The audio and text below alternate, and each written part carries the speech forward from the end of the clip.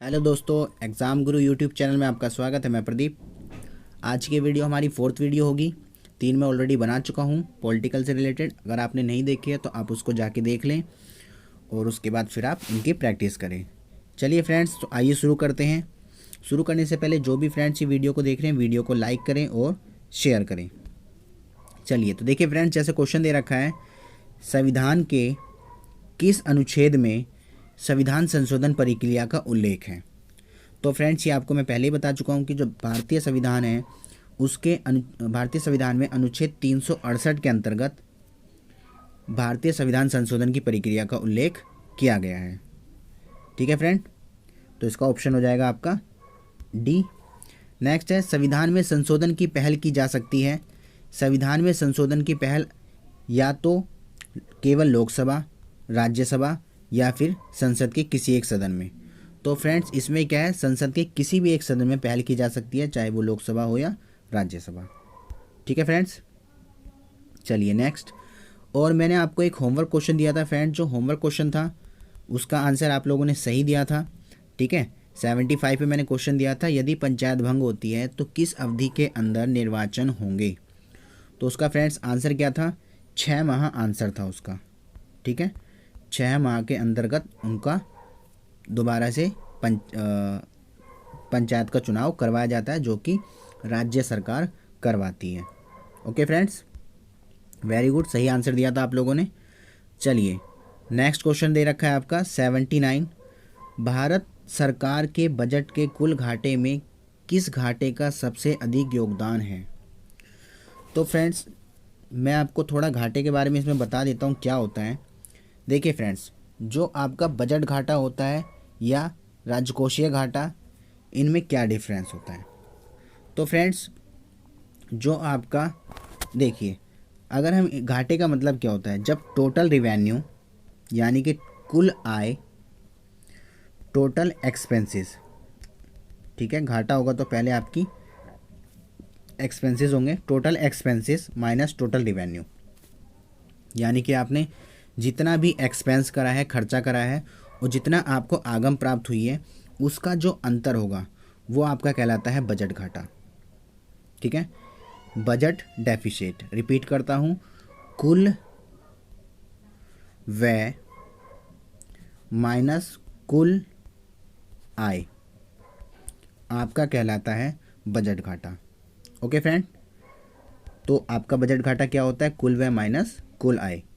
अब देखिए, अब बात करें हम फिजिकल डेफिसिट की, यानी कि राजकोषीय घाटा। तो इसमें फ्रेंड्स क्या होता है, इसमें भी यही है, total expenditure minus total revenue, पर इसमें साथ ही साथ क्या होता है आपका, जो एक्स्ट्रा बोरिंग होती है उनको भी हम इसमें माइनस कर देते हैं। ठीक है फ्रेंड, जिसकी वजह से क्या होता है आपका फिजिकल डेफिसिट यानी कि एफडी निकल के आ जाता है। ठीक है, जो हम बोरिंग करते हैं, लोन वगैरह देती है बैंकों से सरकार, उनको इसमें माइनस कर दिया जाता है, तो जिसकी वजह से घाटा और ज़्यादा बढ़ जाता है। ठीक है फ्रेंड्स, चलिए चलते हैं। 80 क्वेश्चन दे रखा है, भारत सरकार के बजट के आंकड़ों में कुल व्यय और कुल प्राप्तियों के बीच का अंतर क्या होता है। अभी मैंने आपको बताया था कि कुल व्यय और कुल प्राप्तियों का अंतर जो आपका कहलाता है वो आपका बजट घाटा कहलाता है। पर इसमें से अगर आपका जो डिपॉजिट्स होती हैं, यानी कि जो बैंकों से लोन होता है, उनको अगर माइनस कर देते हैं तो आपका फिर वो कौन सा कहलाता है, राजकोषीय घाटा। ठीक है फ्रेंड्स, चलिए नेक्स्ट। अगला है, चालू वित्तीय वर्ष के परिणामों के आधार पर मानकर अगले वर्ष का बजट तैयार करना क्या कहलाता है। जब आप चालू वर्ष के यानी कि करंट ईयर के स्टेटमेंट के अकॉर्डिंग बजट तैयार करते हो तो वो आपका निष्पादन बजट यानी कि परफॉर्मेंस बजट कहलाता है। ठीक है फ्रेंड, चलिए नेक्स्ट क्वेश्चन। भारतीय राज्यों में राज्यपाल की नियुक्ति कौन करता है।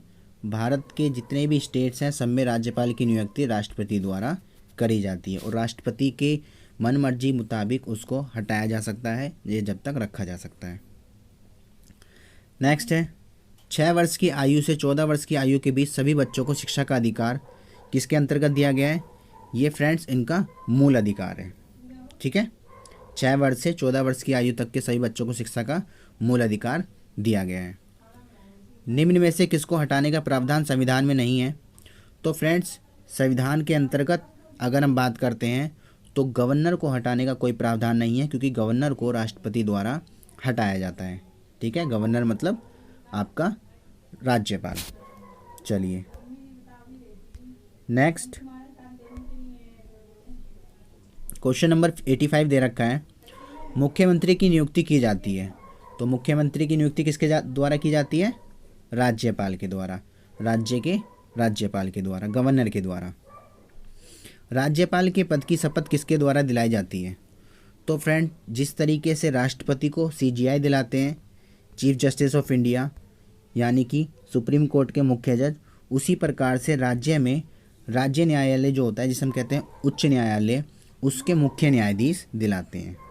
ठीक है, स्टेट कोर्ट के मुख्य जज।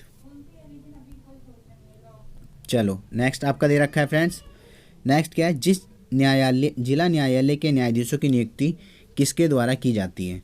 तो फ्रेंड्स, जो जिला न्यायालय होते हैं उनमें न्यायालयों की नियुक्ति करने का अधिकार किसको है, या फिर वो किसके द्वारा किया जाता है? तो फ्रेंड्स, किसके द्वारा किया जाता है? राज्यपाल के द्वारा। ओके, चलिए नेक्स्ट क्वेश्चन अगला चलते हैं।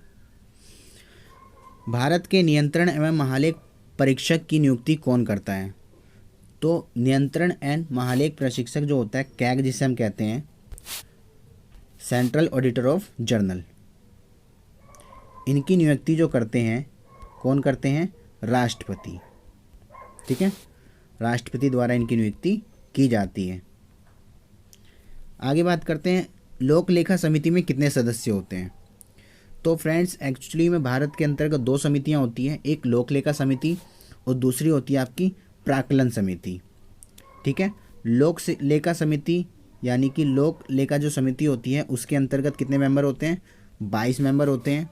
और जो आपकी प्राक्कलन समिति होती है उसके अंतर्गत कितने मेंबर्स होते हैं फ्रेंड्स? उसमें होते हैं आपके 30 मेंबर। ठीक है, लोक लेखा समिति दोनों का काम सरकार के खर्चे जो होते हैं उनकी देखरेख करना होता है। तो पब्लिक अकाउंट कमेटी का मतलब, जिन्हें हम लोक लेखा समिति कहते हैं, इसे इंग्लिश में पब्लिक अकाउंट कमेटी कहते हैं, 22 मेंबर होते हैं। और जो आपकी प्राक्कलन समिति होती है उसके अंदर 30 मेंबर होते हैं। ठीक है फ्रेंड, आपको मैंने दोनों का काम बता दिया। सरकार के जो व्यय होते हैं, खर्चे होते हैं, यानी कि एक तरीके से बोले तो सरकार के अकाउंट को देखते हैं ये लोग। ठीक है फ्रेंड, चलिए चलते हैं आगे। अगला क्वेश्चन दिया है, निम्नलिखित में से कौन सी एक सबसे बड़ी संसदीय समिति है? तो फ्रेंड, सबसे बड़ी संसदीय समिति कौन सी होती है? वो कहलाती है आपकी प्राक्कलन समिति, जिसे हम एस्टीमेट कमेटी कहते हैं। Option number B. चलिए नेक्स्ट 91 दे रखा है 91, भारतीय संविधान में निम्नलिखित अनुच्छेद में कौन से राज्य की विधानसभाओं के निर्वाचन का प्रावधान करती है? ये मैं आपको पहले ही बता चुका हूँ, एक बार मैं फिर आपको बता देता हूँ कि मैंने बताया था विधानमंडल होता है,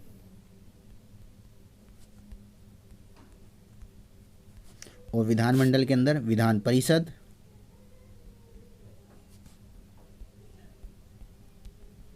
और फिर आपका दूसरा होता है विधानसभा। तो फ्रेंड्स, विधानमंडल जो होता है 168 के अंतर्गत, विधान परिषद 169 और विधानसभा 170। ठीक है, इन अनुच्छेद में होता है। आपसे पूछा क्या गया है? आपसे पूछा गया है भारतीय संविधान के अनुच्छेद में कौन सा विधानसभाओं का निर्वाचन, तो विधानसभा कौन सी होगी? 170। इसका मतलब आपका ऑप्शन नंबर क्या हो जाएगा? ऑप्शन नंबर ए आपका राइट। ठीक है फ्रेंड्स, चलिए नेक्स्ट, विधानसभा अध्यक्ष का चुनाव कौन करता है? तो फ्रेंड्स, जो विधानसभा अध्यक्ष होते हैं उनका चुनाव करने का कार्य राज्यपाल का होता है, या फिर राष्ट्रपति का, या मुख्यमंत्री का, या विधानसभा सदस्य का। तो इसका आंसर हो जाएगा आपका विधानसभा सदस्य का। ओके, चलिए आज का 93 क्वेश्चन, किस राज्य में विधानसभा सदस्यों की संख्या सबसे अधिक है? तो फ्रेंड्स, मैं आपको बता दूं, जो विधानसभा की सदस्यों की संख्या होती है मैक्सिमम यानी कि अधिकतम 500 हो सकती है, और मिनिमम 60 सबसे ज़्यादा 500 हो सकती है, कम से कम 60 हो सकती है। ठीक है फ्रेंड, जो मैंने आपको मैक्सिमम बताया फ्रेंड्स, मैक्सिमम में कितना है, मैक्सिमम हो सकते हैं 500 और मिनिमम हो सकते हैं कितने, 60। ठीक है फ्रेंड, पर जो उत्तर प्रदेश है उसके अंदर कितनी है, 403। वैसे तो 60 हो सकती है, पर कुछ ऐसे राज्य हैं जिनमें 60 से कम है, जैसे गोवा वगैरह। ठीक है फ्रेंड, तो इसमें आपका आंसर क्या हो जाएगा, किस राज्य में विधानसभा की सबसे अधिक संख्या है, वो आपका उत्तर प्रदेश में। आपको वैसे भी पता होना चाहिए उत्तर प्रदेश की पॉपुलेशन भी सबसे ज़्यादा है। ठीक है, लोकसभा सीट भी सबसे ज़्यादा है, राज्यसभा सीट भी, तो फ्रेंड्स उसका ही विधानसभा सदस्यों की संख्या भी होगी। चलिए 94 क्वेश्चन फॉर टुडे, निम्न में से कौन सा विषय राज्य सूची में सम्मिलित नहीं है। तो फ्रेंड्स अगर हम बात करते हैं पुलिस की, ये भी राज्य सूची का काम है, न्याय भी, जेल भी, पर शिक्षा जो है शिक्षा जो है आपका, वो राज्य सूची का ना होकर के समवर्ती सूची का हो चुका है। ठीक है, पहले ये राज्य सूची का हिस्सा नहीं है, अभी ये समवर्ती सूची का है। चलिए नेक्स्ट क्वेश्चन फॉर टुडे, भारतीय संविधान की समवर्ती सूची की धारणा किस देश के संविधान से ली गई है। जैसे मैंने आपको बताया था 3 सूचियां हैं, समवर्ती सूची, राज्य सूची, केंद्र सूची। तो हमें बताना है कि जो हमारी समवर्ती सूची है वो कौन से देश से ली गई है। ठीक है फ्रेंड्स, इसके अंतर्गत क्या होता है, जो हमारे वर्क होते हैं, शक्तियों को बंटवारा है, कार्य है, उनका निर्धारण किया गया है। तो फ्रेंड्स जो 95 है समवर्ती सूची, ये लिया गया है किससे, ऑस्ट्रेलिया से। ठीक है, कहाँ से लिया गया है, ऑस्ट्रेलिया से। चलिए नेक्स्ट क्वेश्चन 96, निम्न में से कौन से विषय हमारे संविधान की समवर्ती सूची में शामिल नहीं है। तो फ्रेंड्स जो हमारे मजदूर संघ समवर्ती सूची का हिस्सा है, शेयर बाजार तथा भावी बाजार ये समवर्ती सूची का हिस्सा नहीं है। ठीक है फ्रेंड, अब अगर मैं आपको देखो बता दूं इनमें क्या है, जो संघ सूची है उनके अंतर्गत कितने विषय हैं, 100। जो राज्य सूची है इसके अंतर्गत कितने विषय लिए गए हैं, तो फ्रेंड्स, और तीसरी कौन सी है आपकी, संघ सूची, राज्य सूची, समवर्ती सूची, समवर्ती सूची। देखिए फ्रेंड्स, संघ में 100, राज्य में 61 और आपका समवर्ती में 52, ये विषय सम्मिलित है इनमें। ठीक है, कि कौन कार्य किस के द्वारा किया जाएगा, निर्णय लेने की शक्तियाँ। ठीक है फ्रेंड, तो इसका आंसर हो जाएगा आपका शेयर बाजार। चलिए चलते हैं अगले क्वेश्चन पे, 97 क्वेश्चन, विधान परिषद के सदस्य कितने वर्षों के लिए निर्वाचित होते हैं। तो फ्रेंड विधान परिषद और राज्यसभा के जो सदस्य होते हैं वो निर्वाचित किए जाते हैं 6 वर्ष के लिए। ठीक है, इसका आंसर हो जाएगा आपका डी। 98, किस राज्य में विधान परिषद की संरचना अथवा विघटन किया जाता है। किस राज्य में विधान परिषद की संरचना अथवा विघटन किया जाता है। तो फ्रेंड्स आपको इसमें बताना है कि देखिए, जो आपका संसद द्वारा राज्यपाल की अनुशंसा पर, यानी कि जो राज्यपाल होते हैं उनके आदेश पर विधान परिषद का विघटन किया जाता है। ठीक है, सेकंड लास्ट क्वेश्चन है आज के लिए, राज्य के विधान परिषद में कितने सदस्य विधानसभा द्वारा चुने जाते हैं। तो फ्रेंड्स 1/3, राज्य के विधान परिषद में 1/3 सदस्य चुने जाते हैं। ठीक है, और फ्रेंड्स अब ये आज का आखिरी क्वेश्चन है आपके लिए, 100 क्वेश्चन है,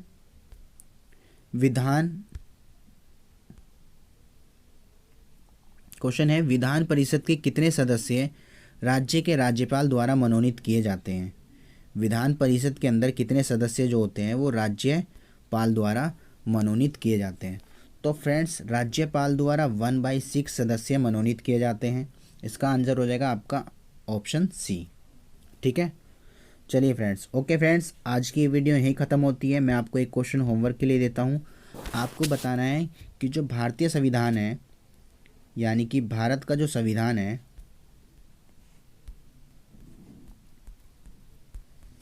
इंडियन कॉन्स्टिट्यूशन, इसको बनने में कितना समय लगा था।